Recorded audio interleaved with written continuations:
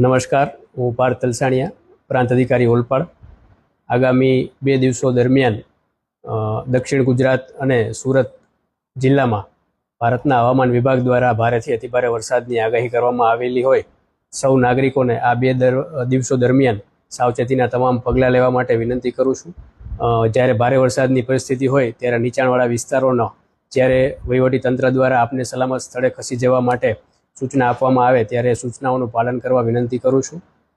જ્યાં નીચાણવાળા વિસ્તારમાં કોઝવે, રસ્તા કે હાઈવે પર જ્યારે પાણી ભરાવાના પ્રશ્નો ઊભા થાય અને વહીવટીતંત્ર દ્વારા માર્ગો બંધ કરવામાં આવતા હોય છે ત્યારે આ માર્ગો પરથી બિનજરૂરી દુસ્સાહસ ના કરી અને પસાર ન થવા માટે સૌ નાગરિકોને વિનંતી કરું છું.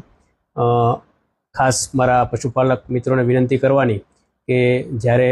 ભારે વરસાદને કારણે પાણી ભરાવાના પ્રશ્નો ઉપસ્થિત થાય છે ત્યારે આપના જે પશુઓ છે એમને બાંધીને ન રાખતા છૂટા રાખવામાં આવે જેથી એ પોતાની સાવચેતી પણ કરી શકે. ખાસ ઓલપાડ અને 84 તાલુકામાં જે ઉદ્યોગો આવેલા છે એ તમામ ઉદ્યોગોને પણ વિનંતી કરવાની કે આપના જરૂર પૂરતા જ સ્ટાફને કામ પર બોલાવવામાં આવે અને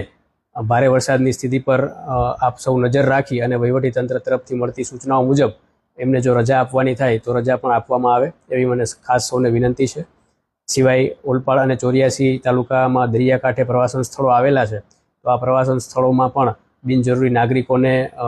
મુલાકાત ન લેવા માટે આ 2 દિવસો દરમિયાન વિનંતી કરવામાં આવે છે અને સાથે પોલીસ પ્રશાસનને પણ સૂચના આપવામાં આવી છે જેથી આ જગ્યાઓ પર બિનજરૂરી અવરજવર અટકી શકે. તો આ બંને દિવસો દરમિયાન આપને કોઈ જરૂર જણાય એવી કોઈ બનાવ બનીએ તાલુકા કંટ્રોલ રૂમ ઓલપાડ અને 84નો સંપર્ક કરવા વિનંતી છે અને વહીવટીતંત્ર તરફથી આપવામાં આવતી તમામ સૂચનાઓનું પાલન કરવા સૌને વિનંતી.